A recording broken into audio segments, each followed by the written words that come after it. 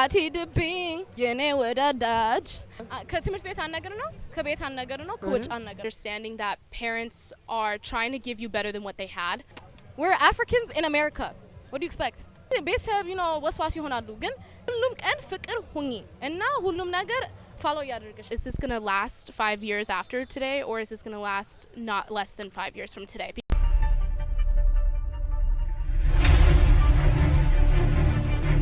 ንገሪ። ስሜ ሀያት ነው። ከየት ነው የመጣሽው? ሺካጎ። እስኪ የት ነው ያደግሽው የተወለድሽው? ሺካጎ። እዚህ ሀገር። እንዴት ነው እዚህ ሀገር ማደግ? አማርኛሽ በጣም ጥሩ ነው። እሞክራለሁ ግን ማውራት ትንሽ ይከብደኛል። እንዴ በጣም እየተናገርሽ ነው አማርኛ። እንዴት ነው እንደዚህ ሆነ? እሞክራለሁ። በምን ምክንያት ምንድነው ሚስጥሩ? እኔ መጽሐፍ ቤት ነው መሰራው እና አክትረስ ነኝ። አክቲንግ ስኩል ሄዳለሁ እና መጽሐፍ ቤት ብዙ ቋንቋ ላይክ አስተምራለሁ ልጆቹን። በእውነት ቻይንኛ፣ ስፓኒኛ፣ አረብኛ፣ አማርኛ አሁን ትግርኛ አለን ደግሞ። ኦኬ እያስተማርሽ ነው? ያ ትችያለሽ ትግርኛም? ከመ እስኪ ንገሪኝ። ዘፈን ከፈለግሽ ዘፈን ታውቂያለሽ ትግርኛ? ዘፈን ማሬ እሱን ብቻ አውቃለሁ። እና say by አፍረም አማረ እወዳለሁ። እሺ አና ፈትሃይ። በጣም ጥሩ። ስለዚህ እስኪ እናውራ። እዚህ ሀገር ማደግ እንዴት ነው? ከባድ ነው ግን it's a beautiful experience. እስኪ እንዴት ነው? ምኑ ነው ከባድ? የዚህ ሀገር ልጅ ማለት culture clashes. እስኪ ለምሳሌ finding yourself intersectionality መያዝ. So you have different identities. ሁላችንም identities like በአንድ ቦታ አንዳንድ ሰው አይቀበሉም እና እዚህ ቦታ አንዳንድ ሰዎች አይቀበሉም ራስሽን። so ከባድ ነው ሁሉም ቦታ መሄድ as your whole self. ግን I mastered this ምክንያቱም አሁን ግድ የለኝም. So I walk with like myself all the time however I am. So what do you think people think about America ልጅ? አሜሪካ ልጅ I don't know አንዳንድ ጊዜዎች እየተበላሽን ነው ያላሉ ወይም እብድ ነን ወይም አስቸጋሪ ነን ግን we're Africans in America. What do you expect? No, what is the reality? winter አለን አይደለሽም አስቸጋሪ ምናምን የሚባለው ልክ አይደለም። I mean አንዳንድ ጊዜ አስቸጋሪ ነን ግን we're on the same team. Okay. እስኪ tell me about like what it feels to be like ከሌላ ካልቸር ያለው parent አይደለ? እዚህ ሀገር ሁለት አይነት ነገር ነው like confusing ይሆናል። ከትምህርት ቤት አናገር ነው ከቤት አናገር ነው ከውጭ አናገር ነው። እስኪ how do you balance that? እስኪ ራስሽን ማወቅ ከራስሽን ታውቂያለሽ ጌታ ታውቂያለሽ የራስሽን በመንገድሽ በሰላም ትሄዳለሽ። you're not going to try to be like የሁሉም አይነት ሰው። ምንድነው ራስን ማወቅ? ምንድነው የሚያውቁት ራሳችን like ምን ይሻለሻል ምን ተወጂያለሽ ምን ጥላትሽ ምን ነው ማን ይጠላሽ አንቺ እሱን ያንቺ ጉዳይ አይደለም። የራስሽን ወጂ እና የራስሽን መንገድ ሄጂ ምክንያቱም ሁሉም ሰው ሌላ ሰው ነው። ግን ከየት ነው ቢልድ የሚደረገው እሱ አሁን? on the prayer mat ከመሰግጃ ላይ ከራስሽን ጋር ከቤተሰብ ካስተዳደግ አንዳንድ ጊዜ ቤተሰብ ወስዋስ ይሆናሉ ግን just ራስሽን ነው ሌላ ሰው አትፈልጊም። እሺ እስኪ ንገረኝ እንዴት ነው? ስለዚህ ወላጆች እና ልጆች የተሻለ አንደርስታንዲንግ እንዲኖራቸው እዚህ ሀገር ነው እኛ እንደዚህ አይነት ሀሳብ ከልጆች ከናንተ ምን ሰማው ምን ቢደረግ ምን ጥሩ communicate more better understanding ለመፍጠር ምን ይረዳል? Close the gap. Think you're on the same team and not always lead with good intentions. Don't think like leave the trust up to God. It's hard to trust people wallahi. But just trust that they're looking out for you both ways. And አንዳንድ ጊዜ parents they think the worst of their kids and አንዳንድ ጊዜ ልጆች they think the worst of their parents. So we have to be ከመሃል ውስጥ ምንድነው እሱ የሚያደርገው? ምንድነው መግባባት የሚያመጣው? ፍቅር just lead with ፍቅር ሁሉም ቀን ፍቅር ሁኚ እና ሁሉም ነገር follow ያደርግሻል። ትክክል the thing is when people fight they think you have to be ትክክለኛ.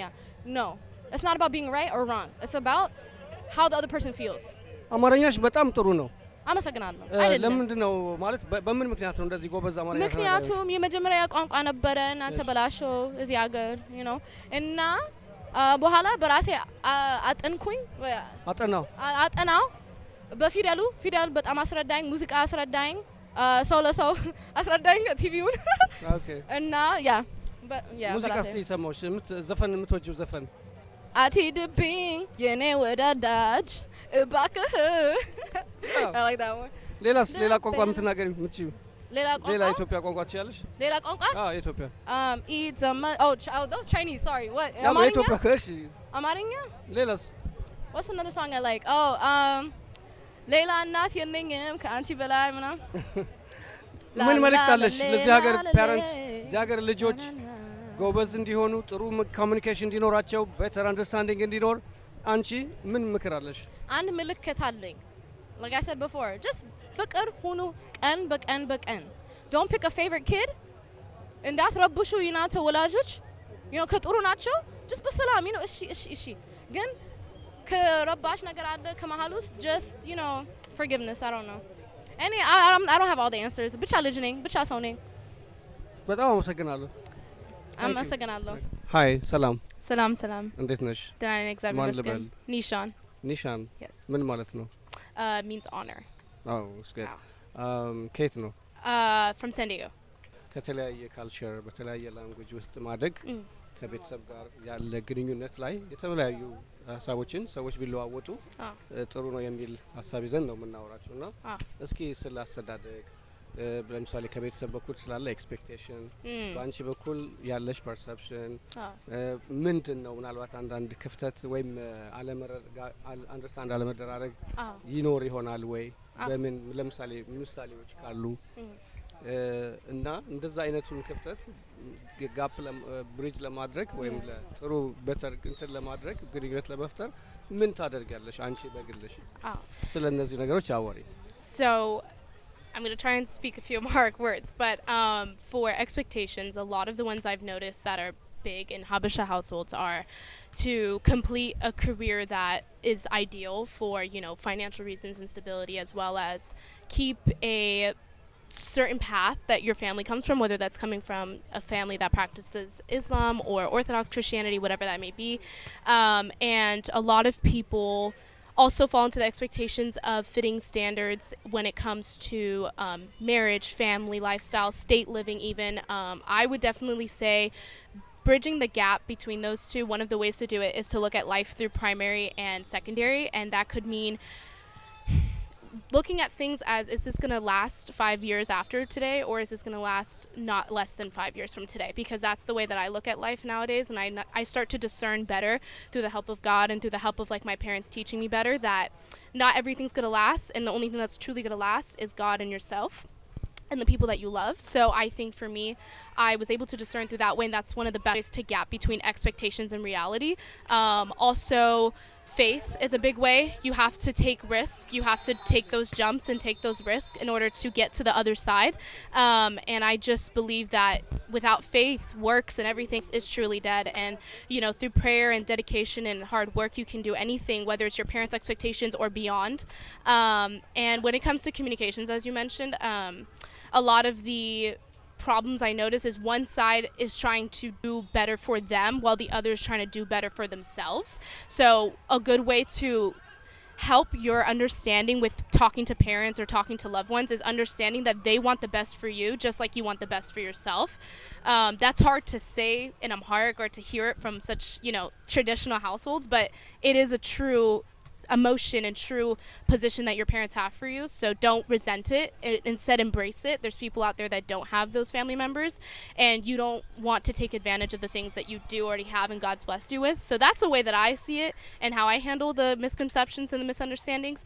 And also, one last point is to accept that it's human. Everyone fights. Everyone gets into their moments. Everyone has their mistakes and their prides and prejudice. But at the end of the day, you have to recognize that you're human too, and when it's your turn to be a parent, when it's your turn to give expectations, whether it's through a company or through a family, whatever position God puts you in, you're going to have to step up as well, and you'll understand where they come from. So that's the main summary of it. በጣም ደስ ይላል። በጣም ከሚገባው በላይ ነው። ሙሉን ጥያቄ አንድ ላይ ይመለሽል። Children should hear that maybe there's a struggle area that you think parents are struggling with kids. I think one area that children tend to be ignorant of, and I'm guilty of it, is understanding that parents are trying to give you better than what they had.